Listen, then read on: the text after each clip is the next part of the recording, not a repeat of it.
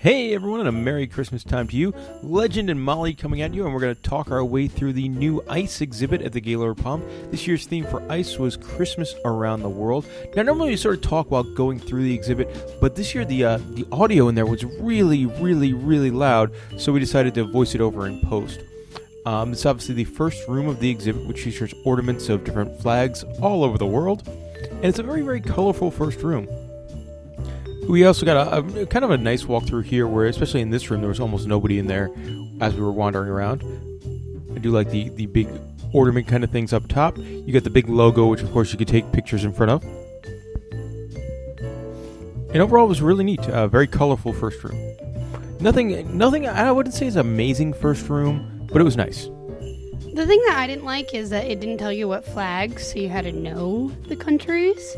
I wish it would have said which flags is which, but I like the fact that it was, it was simple, but it's not the most impressive room, but I think it fits very well with the theme. Yeah. Then from there, we get one last look as we turn around and check out the room. Also, I like the real flags stuck into the big sort of logo globe there. It was also kind of fun playing the, okay, which country is that game? Moving along, and this takes us into what is the biggest room in this year's exhibit at the Gaylord Palms, which really embraces the Christmas Around the World theme. And it was kind of neat. It would go country by country with an ice display of each country and have a big sign, like over there on the left, you see a big Mexico sign, and that would tell you all the different traditions about the Mexican culture when it comes to celebrating the Christmas holiday. So this one, I guess, is, Three Kings Day is a really big deal there, and there are the Three Kings. And there's a piñata. Yes, piñata not made out of ice. One different thing is they didn't have an ice bar this year. And usually there's an ice bar located right here. But there was no upcharged ice bar this year. No.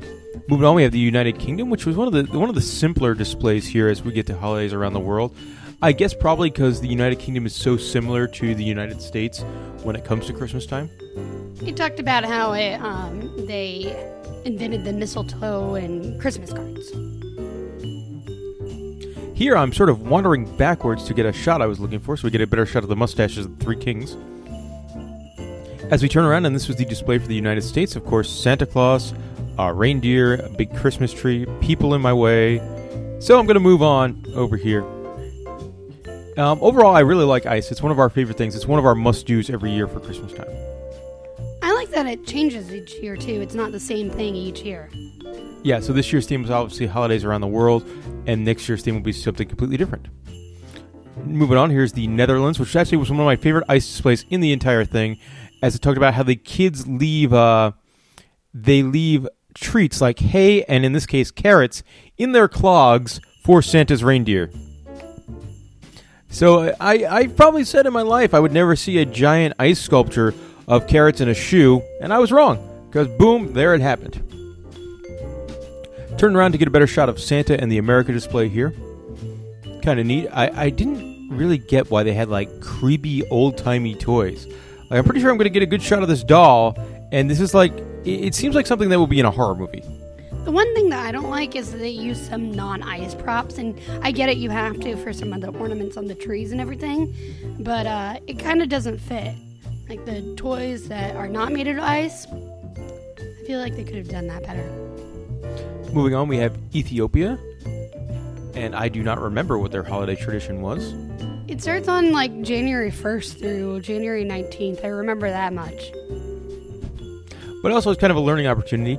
Obviously, I would have done longer shots on the signs themselves, but with my exposed hand trying to film this entire exhibit in one shot, it got really cold very quickly. You also have to remember that camera batteries in the cold die really quickly, too. Germany had a cool exhibit talking all about, the Nutcracker and the gingerbread houses and things like that. I like the German display. It was very cute. Then you had something over here that really was not related to holidays around the world at all. Just a cool photo op kind of thing with these super happy fa-la-la-la singers. Nice and smiley there. Yeah. You'll see me in a second. And Yeah, I made for size comparison. I made Molly go over there to show you just how tall those singers were. Also, wanted to get a shot of this. In the back of the United States display was in that tree. There is a tunnel that kids could crawl through, which I thought is really, really neat for kids who definitely don't want to read a big, long, giant sign about the history of, Christmases in a certain culture.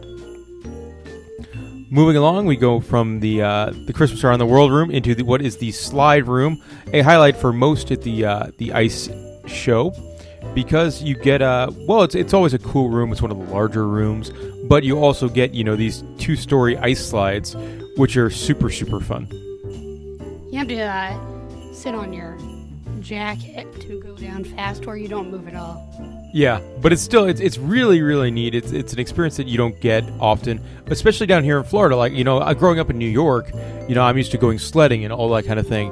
Down here in Florida, kids really don't get that. So to be able to go and go on an ice slide is really cool. I like at the top of the ice slide there was the Christmas ornament that was the world. And it's a simple room, so it's sort of like the world icons, as well as how they would say Merry Christmas in that language. The disappointing thing is how they say Merry Christmas in this room is not made of ice. It was actually a signs. Yeah, again, that's something that probably could have been done with ice. But I think it was very simple, and I loved trying to pronounce some of the words. And I like the ice slides. Did not go down the ice slide in the video here just because there was quite a line, and I was freezing by this point, and I knew I still had a couple rooms to go. Moving along here is going to be what might have been my favorite part of ice this year, or one of my favorite parts, and this is sort of like a small world type hallway where you go past. It doesn't really have too much to do with Christmas. It's just walking past these people of the world in ice sculpture form. I think it's supposed to represent that everyone celebrates the holidays in a different way. It might not necessarily be Christmas, but that we're all united and that we want peace on earth. Or it's just stereotypes. Oh, yeah, okay. One or the other. But I did really enjoy it. I think it was cool. I love the designs of all the characters. Also, you had another great photo up here with the peace on earth kind of dove. But that's too fancy. I like the goofy, cartoony characters. It's interesting, too, because each character has a different detail of its location. Yep. And let's not forget that Toronto Josh is clearly... he's an Eskimo. It's very true. Important. Very important. Ice told me that. And there were 2 hallways, depending on whether you went to the left side or the right side of the ice slide. So on either side, you would get some sort of different characters. The interesting thing is the first 3 on each were the exact same character. Switzerland, Peru, and China, not the same character. And that'll pretty much do it for the Christmas Around the World portion of the show. Kind of interesting that the theme was kind of shorter than normal, as now at this point we go from Christmas Around the World into the North Pole. It was interesting because usually with ice it's different rooms, and that was one big room and then the ice slide room. And now I'm impressed as I don't break my camera or fall over going through the tunnel made for children. Huh? Yeah. Look at that. Who's the man now? Molly did not go through the tunnel. But I did like the North Pole room. In the past, this has been where they do like a big sort of how we make the ice show room. This year, instead, they went for a more whimsical, more fun kind of topic with the elephant. They still had how they made the ice, a couple signs and everything. But the last couple of years, it's been the exact same room here. And they changed it up. And this room I do like much better than previous years. And I love this kind of exhibit section over here where you would have a stuffed toy or some sort of kid's toy made out of ice, and then right next to it would be the toy itself. So this would just be a really, really neat way to show off, like, hey, look what we could do. We'll get to more of that in a minute, but some colorful stuff all around, like the Tonka truck. I was going to wait for this panda bear, but the thing just moved so slowly I could not do it. Here you get the parade of toys, which is, again, toy and ice, toy in toy form. And I love, even how they worked, like, the light bulbs into the ice sculptures. Like, that's amazing. Little race car.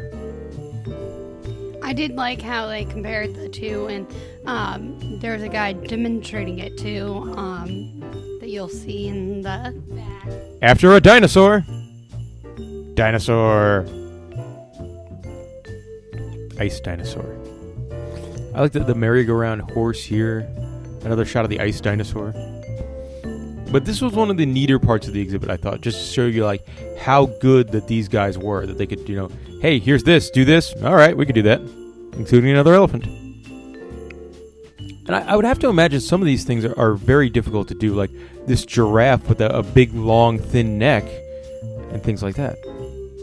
Great photo op here with a teddy bear where you could sit down in front of, get your picture taken, right next to an adorable lion, smiley face.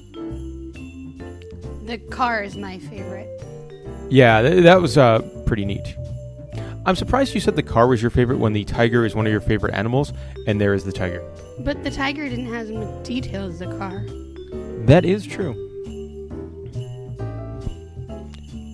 Overall, I really do enjoy the ice show every year. It is not cheap to get into. I will tell you guys that. A little bit of logistics here as we move over to Santa and the Naughty and Nice list. It is a very expensive event. It takes about 10-15 minutes to walk through, and you could go through as many times as you want. Like during that, you just can't leave the general area. So if you want to go out and get warm and go back in, you could do that. But it's a very expensive for adults. I think it's like $28 for your normal ticket, and parking at the Gaylord Palms is very expensive. To park at the Gaylord Palms, it's $22 to park your car.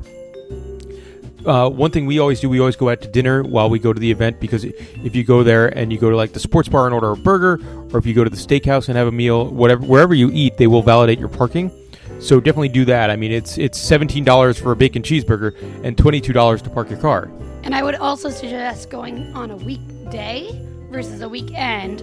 Weekends, we went one year on a weekend, and it was insane. Like, you couldn't move in any of the rooms. There's a long queue to get in. They do when you book your tickets, that you get a time slot, and you have to come during that window, during the busy times.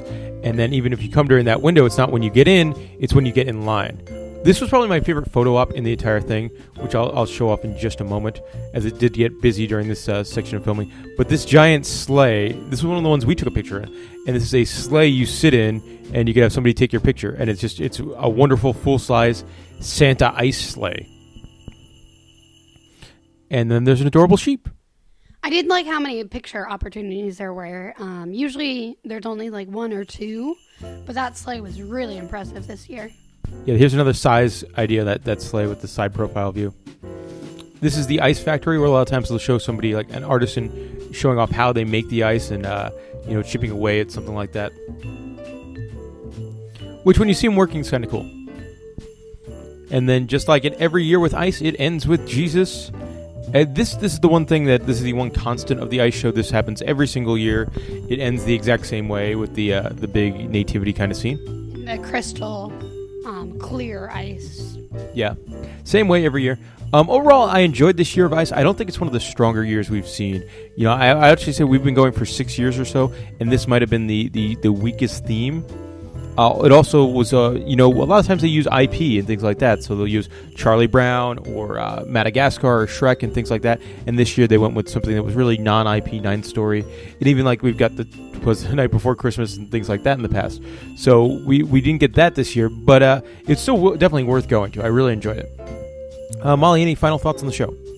I agree. The theme was a little weak this year, but I think that they did the theme very well.